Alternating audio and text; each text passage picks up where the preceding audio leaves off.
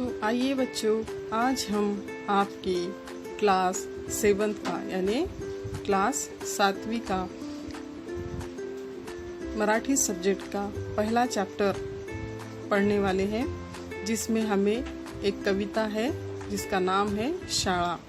तो आप अपनी मराठी की बुक्स निकाल कर रख दीजिए और इस कविता को अच्छे से पढ़ने की कोशिश कीजिए और समझने की कोशिश कीजिए।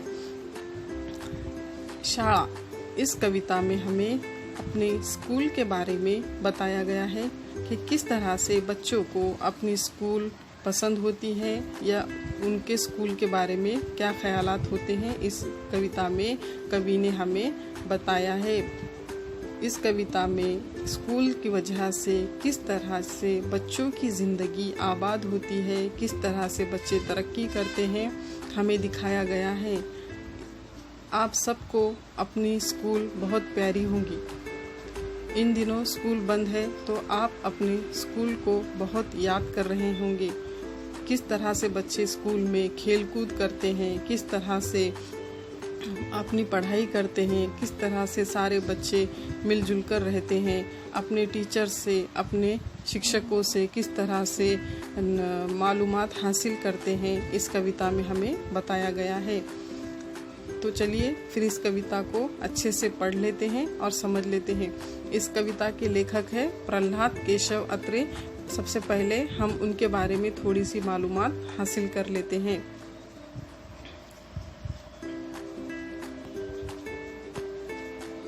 प्रहलाद केशव अत्रे, इनको यहाँ पर केशव कुमार के नाम से भी जाना जाता है। प्रहलाद केशव अत्रे को केशव कुमार के नाम से भी जाना जाता है। उनका जन्म 1898 और उनकी मृत्यु 1969 में हुई है। इनके बारे में, इनके ज़िंदगी के बारे में हम कुछ मालूमात हासिल करेंगे कि उन्होंने कौन कौन सी किताबें लिखी और कौन कौन सी नाटक कविताएं लिखी हैं और क्या क्या किया है, हम इस उनके परिचय में देखेंगे। प्रहलाद केशव अत्रे प्रसिद्ध शिक्षण तज्ञ, यानी वो प्रसिद्ध शिक्षण तज्ञ थे, नाटककार भी थे, कवि, चित्रपट कथा लेखक यानी कवि भी थे और चित्रपट यानी फिल्मों की कहानी लिखने वाले लेखक भी थे। साष्टांग नमस्कार, अब उनकी कौन कौन सी किताबें हैं हम यहाँ पर देखेंगे। साष्टांग नमस्कार, घराबाहेर, उद्याचा संसार, मी उभा आहे, ही नाटके, उनकी नाटक है ये 4। साष्टांग नमस्कार, घराबाहेर, उद्याचा संसार, मी उभा आहे, ये उनके नाटकों की किताबों के नाम हैं। झेंडूची फुले, हा विडंबन पर कविता संग्रह यानी कि झेंडू के फूल, ये उनकी विडंबन पर कविता संग्रह भी मशहूर है। मी कसा झालो, सिंह गर्जना, सूर्यास्त, कर्हेचे पानी, ही पुस्तके प्रसिद्ध। और भी उनकी कौन सी किताबें प्रसिद्ध है? मी कसा झालो, सिंह गर्जना, सूर्यास्त आणि कर्हेचे पाणी, ही पुस्तके प्रसिद्ध आहे। तो मी नव्हेच, मोरूची मावशी, प्रीती संगम, ही त्यांची नाटके रंगभूमीवर प्रचंड लोकप्रिय ठरली। ये उनकी नाटके क्या हुई, रंगभूमि पर बहुत पसंद की गई। प्रस्तुत गीतातून शाळेविषयीचे प्रेम, जिव्हाळा व कृतज्ञतेची भावना कवीने व्यक्त केली आहे।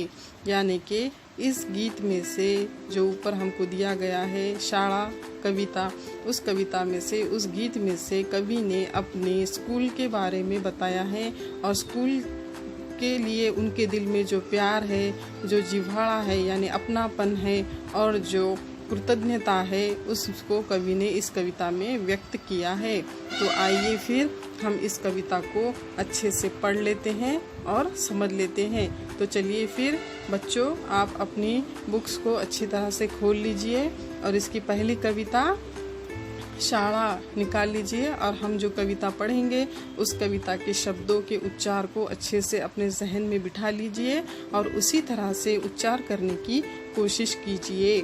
तो चलिए फिर स्टार्ट करते हैं। ऐका, वाचा, म्हणा, यानी कि सुनो, पढ़ो और कहो। अब हर लाइन पर आप उंगली रखिए और उसको पढ़िए।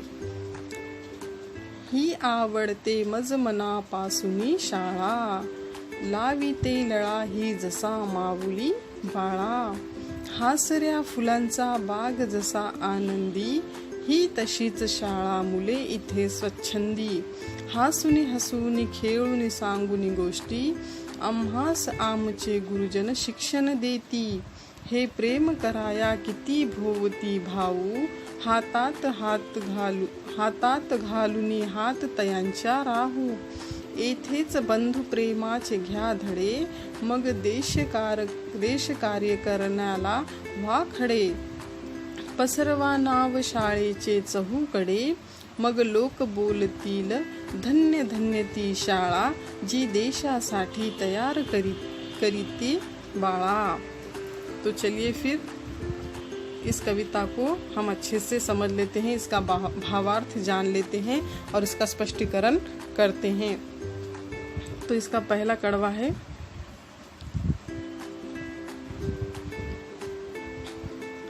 ही आवडते मज मनापासूनी शाळा.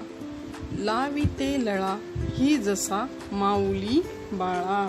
यानी कि ही आवडते यानी ये स्कूल मुझे बहुत पसंद आती है. मज मनापासूनी शाळा यानी ये स्कूल, मज यानी मुझे, मनापासून यानी दिल से, मेरे दिल के अंदर से ये स्कूल मुझे बहुत पसंद है. यानी मेरी स्कूल मुझे मेरे दिल से बहुत पसंद है. लाविते लळा ही जसा माऊली बाळा यानी मेरी स्कूल मुझे क्या करती है, लाविते यानी लगाती है, लड़ा यानी अपनापन, प्यार, लगाव मुझे लगाती है यानी मेरे अंदर दिलचस्पी लगाती है. जसा माऊली बाळा यानी जैसे, माऊली यानी माँ, बाळा यानी बच्चा. जिस तरह से एक माँ अपने बच्चे को लगाव लगाती है या उससे प्यार करती है, उसी तरह से मेरी स्कूल भी मुझे लड़ा लगाती है या मुझे अपने दिल से चाहती है और मुझे अपना मानती है. इस कड़वे में हमें कवि ने क्या बताया है कि मेरी स्कूल, मज़ यानी मेरी स्कूल मुझे बहुत पसंद है और ये मेरी स्कूल क्या करती है, मुझे अपने बच्चे की तरह प्यार करती है या लड़ा लगाती है या लगाव लगाती है. उसके बाद है, हासऱ्या फुलांचा बाग जसा आनंदी यानी कि हंसते हुए फूलों का, यानी जो फूल खिलते हैं जब, तो वो फूल क्या दिखते हैं हमको, बहुत ही खूबसूरत दिखते हैं. हंसते हुए फूल दिखते हैं बाग में यानी बगीचे में. जैसा आनंदी यानी जैसे खुश हंसते हुए फूल हमें बगीचे में दिखते हैं. ही तशीच शाळा मुले इथे स्वच्छंदी. ही तशीच यानी ये स्कूल भी क्या है, उस बाग की तरह ही है. शाळा मुले इथे स्वच्छंदी यानी ये स्कूल भी उस बाग की तरह ही है जिस बाग में फूल खिलखिलाकर हंसते हैं. उसी तरह से इस स्कूल में बच्चे भी स्वच्छंदी यानी दिल खोल कर हंसते हैं और दिल खोल कर जीते हैं. हासुनी हसूनी खेळूनी सांगुनी गोष्टी आम्हास आमुचे गुरुजन शिक्षण देती. यानी कि हंसा हंसा कर, खुद भी हंसकर, खेळूनी यानी खेल कर, सांगुन गोष्टी यानी तरह तरह की कहानियाँ सुनाकर, तरह तरह के उदाहरण देकर, आम्हास आमचे यानी हमको, हमारे, गुरुजन यानी हमारे टीचर्स, हमारे शिक्षक, शिक्षण देती यानी हमको पढ़ाते हैं. यानी हंसकर और हंसाकर, खेल कूद के ज़रिए अलग अलग तरह की कहानियाँ कहकर और हमको हमारे गुरुजन यानी हमारे टीचर्स शिक्षण देते हैं यानी हमको पढ़ाते हैं, बहुत अच्छे से समझाते हैं. हे प्रेम कराया किती भोवती भाऊ, हातात घालुनी हात तयांच्या राहू. यानी कि ये स्कूल में जो हम सब बच्चे होते हैं तो वो किस तरह से एक दूसरे से भाई बहनों की तरह प्यार करते हैं, भाई भाई की तरह प्यार करते हैं और किस तरह से हम हमारे हाथों में हाथ लेकर हमारे दोस्तों के, हमारे भाइयों के हाथों में हाथ लेकर किस तरह से हम रहते हैं, इस कड़वे में हमें कवि ने बताया है कि हे प्रेम कराया किति भोवती भाऊ, यानी कि हम यहाँ पर सब प्रेम यानी प्यार करते हैं एक दूसरे से। भोवती भाऊ यानी जिस तरह से दो सगे भाई एक दूसरे से प्यार करते हैं, मिलकर रहते हैं, उसी तरह से हम यहाँ पर सब बच्चे अलग अलग परिवारों से हैं, अलग अलग जात धर्म से हैं, लेकिन फिर भी हम एक दूसरे से भाई भाई की तरह प्यार करते हैं और एक दूसरे के साथ मिलकर रहते हैं। हातात घालुनी हाथ यानी हाथों में हाथ लेकर तयांचा राहू, यानी हम सब साथ में रहेंगे, हम सब भाई भाई की तरह हाथों में हाथ लेकर रहेंगे और अपने ज़िंदगी में तरक्की करेंगे, हमारे देश की तरक्की करेंगे। यानी कि यहाँ पर जिस तरह से दो भाई भाई आपस में प्यार से रहते हैं, उसी तरह से स्कूल में सारे बच्चे, हमारे सारे दोस्त अहबाब मिलजुल कर रहते हैं और हाथों में हाथ लेकर आगे बढ़ते हैं। हमारे स्कूल में हम देखते हैं कि अलग अलग धर्म के, जाति के लोग होते हैं, अलग अलग परिवारों के लोग होते हैं, कोई भी किसी का भी खून का रिश्ता नहीं होता, लेकिन फिर भी हम हमारे स्कूल में एकता की मिसाल दिखाते हैं और सब मिलजुल कर रहते हैं, कोई भी भेदभाव नहीं होता है। सारे बच्चे साफ दिल से और सच्चे दिल से एक दूसरे के साथ भाई भाई की तरह रहते हैं। येथेच बंधु प्रेमाचे घ्या धडे, यानी यहीं पर बंधु प्रेमाचे यानी भाई भाई की तरह प्यार करने के धड़े यानी सबक हमको मिलते हैं। यहाँ पर हमको मिलजुल कर रहने के सबक हमको मिलते हैं, भाई की तरह रहने के सबक हमको हमारे गुरुजी, हमारे शिक्षक हमको देते हैं। यानी पे कोई भी भेदभाव यहाँ पर हमको नहीं सिखाया जाता, सबको मिलजुल कर रहना हमारे शिक्षक लोग हमको सिखाते हैं। मग देश कार्य करण्याला व्हा खड़े, हम सब मिलकर बंधु प्रेमाची यानी भाई की तरह प्यार करते हैं एक दूसरे से, हम बंधु की तरह रहते हैं और इसके सबक हम हासिल करते हैं। और फिर हम क्या करेंगे, देश कार्य करने वाला यानी हमारे देश के लिए, हमारे भारत के लिए, हमारे प्यारे हिंदुस्तान के लिए हम खड़े होंगे, उसकी तरक्की में हाथ बटाएंगे, हमारे देश को आगे बढ़ाने के लिए, उसकी तरक्की के लिए हम सब हाथों में हाथ लेकर भाई की तरह खड़े होंगे। पसरवा नाव शाळेचे चहूकडे, यानी हमारे स्कूल का नाम हमको चारों तरफ, चहूकडे यानी चारों तरफ क्या करना है, फैलाना है। हमको हमारे स्कूल का नाम चारों तरफ पूरी दुनिया में रोशन करना है।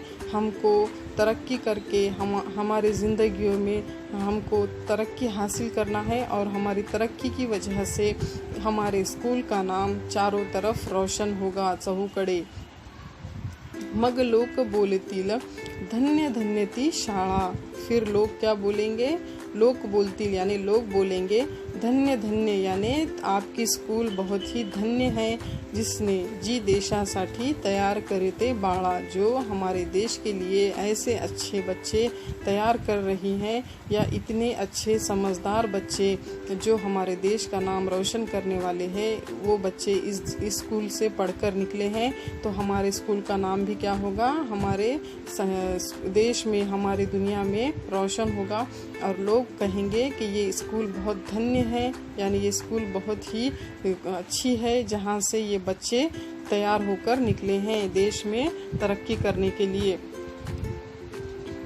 तो इस कविता में हमने देखा है कि किस तरह से कवि कहते हैं कि मुझे मेरी स्कूल क्या है, अपने दिल से बहुत प्यारी है और ये स्कूल मुझे क्या करती है, अपनी माँ की तरह लड़ा लगाती है, यानी लगाव लगाती है।